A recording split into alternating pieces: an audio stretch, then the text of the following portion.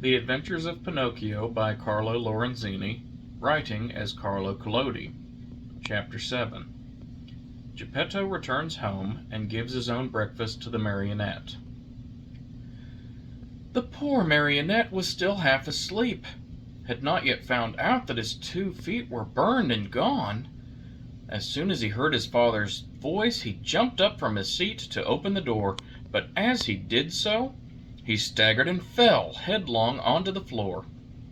In falling, he made as much noise as a sack of wood falling from the 5th story of a house. "Open the door for me!" Geppetto shouted from the street. "Father, dear father, I can't," answered the marionette in despair, crying and rolling on the floor. "Why can't you?" "Because someone has eaten my feet." "And who has eaten them?" "The cat," answered Pinocchio, seeing that little animal busily playing with some shavings in the corner of the room. "Open, I say," repeated Geppetto, "or I'll give you a sound whipping when I get in." "Father, believe me, I can't stand up. Oh dear, I shall have to walk on my knees all of my life."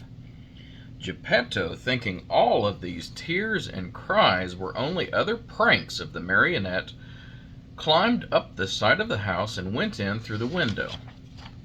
At first he was very angry, but on seeing Pinocchio stretched out on the floor and really without any feet, he felt sad and sorrowful.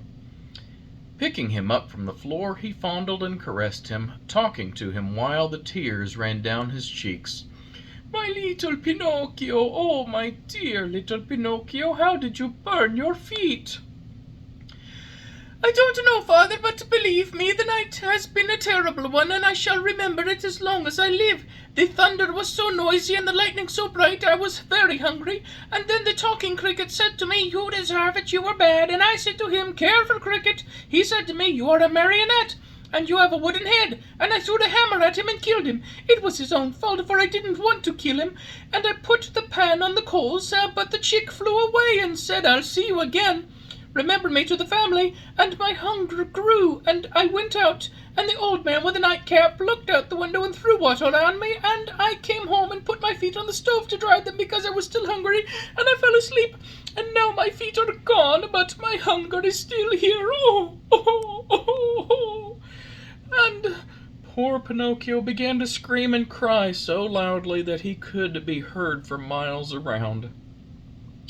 Geppetto, who had understood nothing at all of the jumbled talk, except that the marionette was hungry, felt sorry for him, and pulling 3 pears out of his pocket, offered them to him, saying, "These 3 pears were for my breakfast, but I give them to you gladly. Eat them and stop weeping."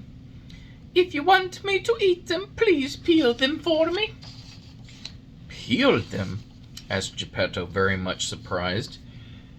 "I should never have thought, dear boy of mine, that you were so dainty and fussy about your food. Bad, very bad.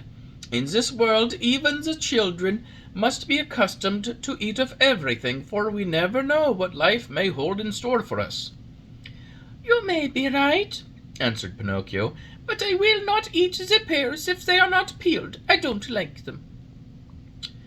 And good old Geppetto took out a knife, peeled the 3 pears, and put the skins in a row on the table. Pinocchio ate 1 pear in a twinkling, and started to throw the core away, but Geppetto held his arm. "Oh no, don't throw it away. Everything in this world may be of some use." "But the core, I will not eat it," cried Pinocchio in an angry tone. "Who knows?" repeated Geppetto calmly. And later the 3 cores were placed on the table next to the skins. Pinocchio had eaten the 3 pears, or rather devoured them. Then he yawned deeply and wailed, "I'm still hungry." "But I have no more to give you." "Really? Nothing?